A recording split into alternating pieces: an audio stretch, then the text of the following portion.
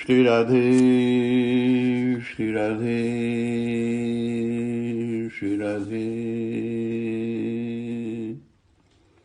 श्री राधे श्री राधे श्री राधे श्री राधे श्री राधे श्री राधे श्री राधे श्री राधे श्री राधे। महाराज दशरथ सामान्य राजाओं के समान ही बहुपत्नी विवाह के शिकार थे। राजा बहुविवाह करे तो प्रजा को भी रोका नहीं जा सकता।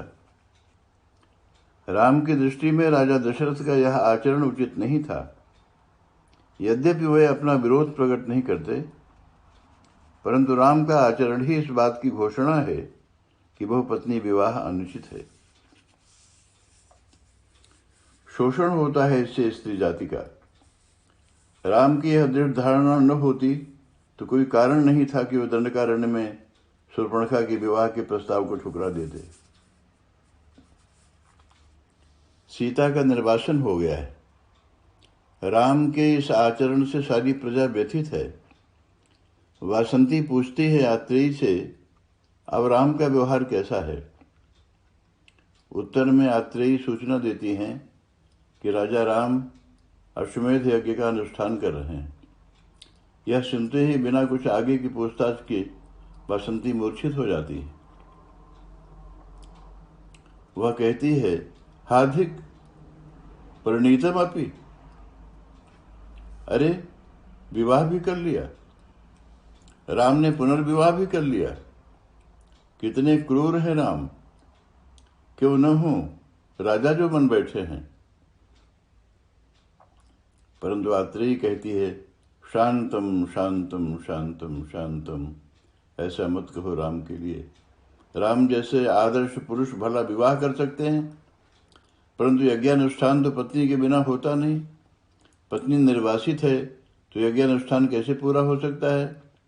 तो पुनः आत्रेयी सूचना देती हैं वासंती को कि राम ने यज्ञ की पूर्ति के लिए सीता की स्वर्णमयी प्रतिकृति बना ली है।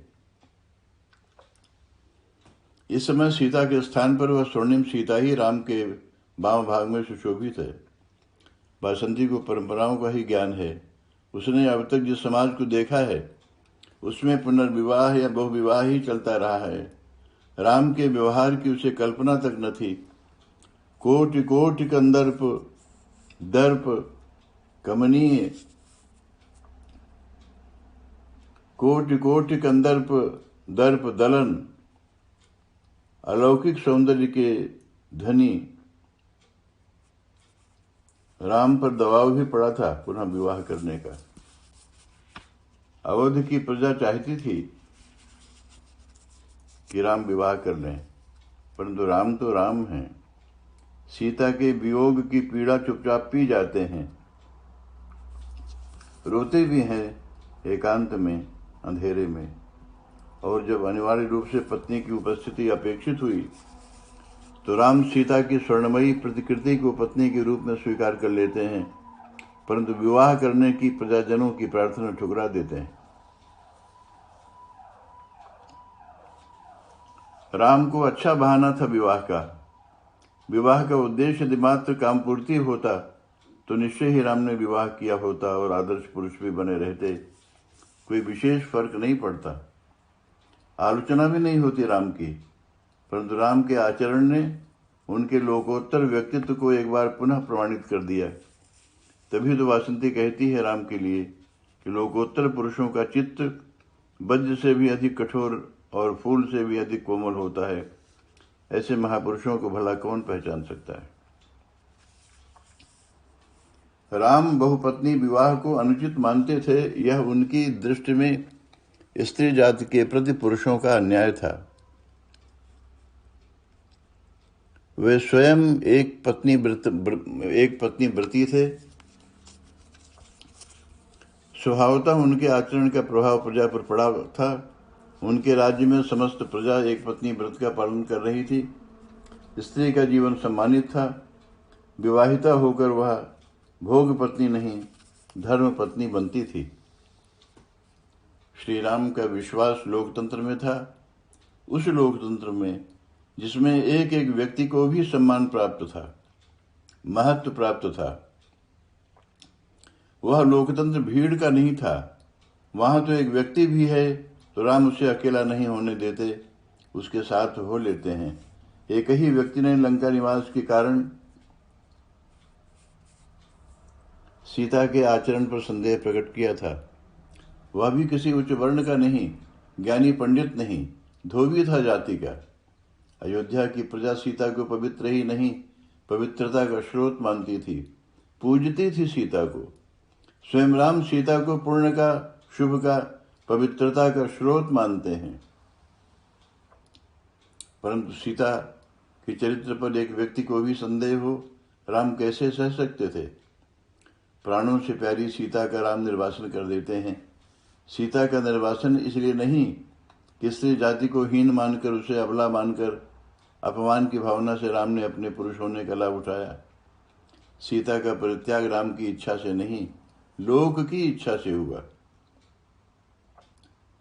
आज का लोकतंत्र बहुमत प्रधान है। सब सदस्यों की सभा में 51 मूढ़मती जो भी चाह लें, वह चाहे जितना कुटिलता का, क्रूरता का निर्णय हो, वही सत्य माना जाता है। बाकी के 49 जो वस्तुतः सत्य के पक्षधर हैं, धर्मात्मा हैं, न्यायप्रिय हैं, फड़फड़ाते रह जाते हैं, उनकी कोई नहीं सुनता। जीत मूर्खों की होती है। जो असामाजिक गुंडा तत्व हैं, जीत उनकी होती है। स्वभावतः गुंडों का ही बहुमत भी होता है। वे जीतते हैं, वही शासन करते हैं। यही दोष है आज के लोकतंत्रीय शासन प्रणाली में। राम का लोकतंत्र ऐसा नहीं है। वहां तो एक एक व्यक्ति को महत्व प्राप्त है, फिर वह मूर्ख हो या विद्वान, नीच हो वर्ण का या उच्च वर्ण का, राम की दृष्टि में समान। राम लोकमत के समक्ष प्रणत हैं।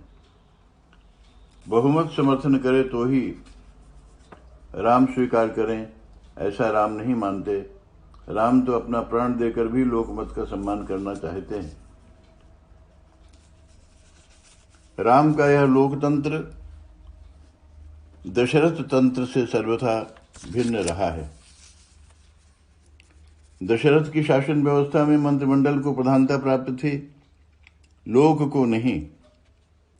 मंत्रिमंडल के निर्णय को बिना मंत्रिमंडल के परामर्श के दशरथ बदल भी लिया करते थे। वशिष्ठ की अध्यक्षता में मंत्रिमंडल राम को युवराज बनाने का निर्णय लेता है। यद्यपि इस निर्णय को सर्वांशतः लोकमत भी प्राप्त है। राम को युवराज बनाने का समाचार सुनकर अयोध्या की सारी प्रजा खुशी से नाच उठी है। प्रत्येक प्रतीक्षा कर रहा है कि किसी तरह रात बीत जाए, सवेरा हो और राम के शीश पर राजमुकुट देखकर हम लोग अपने को कृतकृत्य कर लें। परंतु रात के अंधेरे में एक दूसरा ही निर्णय हो जाता है। यह निर्णय लेने वाले स्वयं दशरथ। कोप भवन में केवल 2 व्यक्ति हैं, दशरथ और कैकेयी। कैकेयी अपने बेटे भरत के लिए अयोध्या का राज्य और राम के लिए 14 वर्ष का वनवास महाराज दशरथ से मांग लेती हैं। भरत को युवराज बनाने की बात तो दशरथ तत्काल स्वीकार कर लेते हैं। वे कहते हैं कैकेयी से, प्रिय, तू तो जानती है मैं सीधे सरल स्वभाव का हूँ। तू जो चाहती है उसे मैं कभी टालता भी नहीं। मैं भगवान शिव की शपथ लेकर कहता हूँ, भरत और राम मेरी दोनों आंखें हैं, दोनों समान हैं मेरे लिए। मैं कल ही प्रातःकाल भरत को बुलवा भेजता हूँ। जल्दी ही किसी शुभ घड़ी में भरत का राज्याभिषेक हो जाएगा।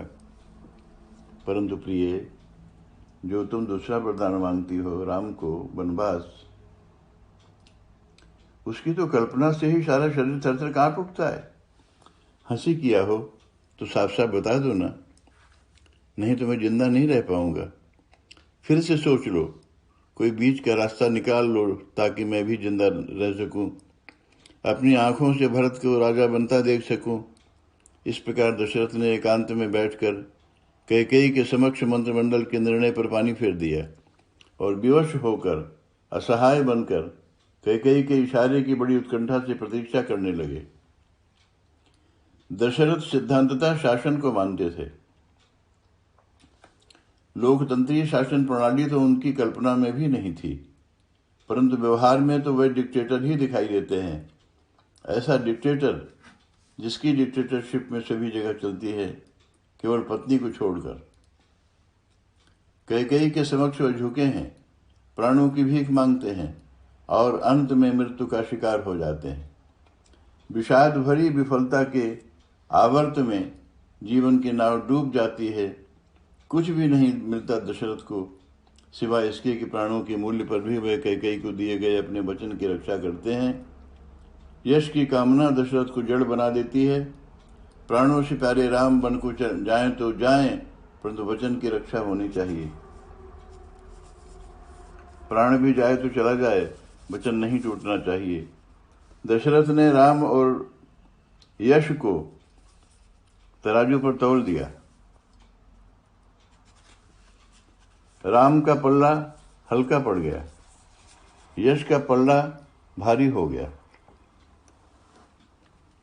भौतिक क्षणिक यश की रक्षा में शाश्वत सत्य, आनंद सिंधु राम को भी ठुकरा दिया दशरथ ने। यही उनका दुर्भाग्य था। दशरथ ने समाज को, मान्यताओं धारणाओं को बिना कुछ कहे विरोध में, दशरथ की सामाजिक व्यवस्था, मान्यता और धारणा को बिना कोई विरोध में गए हुए, बिना कुछ कहे हुए श्री राम अस्वीकृत कर देते हैं। यदि राम ऊपर के बोझ से मुक्त न होते तो संसार प्रेम और उदारता भरे राम राज्य की कल्पना तक नहीं कर सकता था। राम मर्यादा पुरुषोत्तम इस अर्थ में नहीं है कि मर्यादाओं में पड़कर जड़ हो गए हैं। इस प्रकार जो मर्यादा में बंधेगा वह जड़ होगा। धर्म परिवर्तन, वह जड़ होगा, जड़ परिवर्तन विरोधी, वह संकीर्ण होगा, दंभी होगा।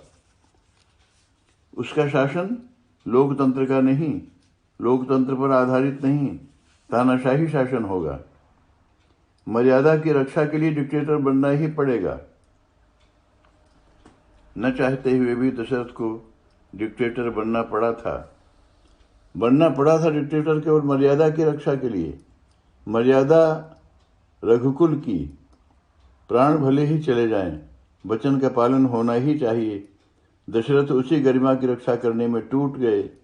वंश की गरिमा समाज या राष्ट्र को एक लीक पर ले चलने का दुराग्रह अहंकार को बढ़ावा देता है।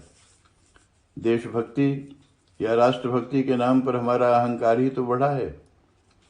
व्यक्ति के रूप में छोटा सा, व्यक्ति के रूप में छोटा था उसका अहंकार। उस पर विजय पाने की, उससे मुक्त होने की संभावना थी, परंतु व्यक्ति जब देश बन गया, राष्ट्रीयता के मद में जब वह डूब गया, तो उसका अहंकार भी बड़ा हो गया। विश्व बंधुत्व की इकाई से वह अलग एक कड़ी बन गया। उसका राजनीतिक लाभ भी मिल सकता है, समाज भी व्यवहारिक दिशा में लाभान्वित हो सकता है, परंतु जहाँ तक व्यक्ति का प्रश्न है वह और भी बंधा है, जड़ हुआ है। श्री राधे, श्री राधे, श्री राधे, श्री राधे।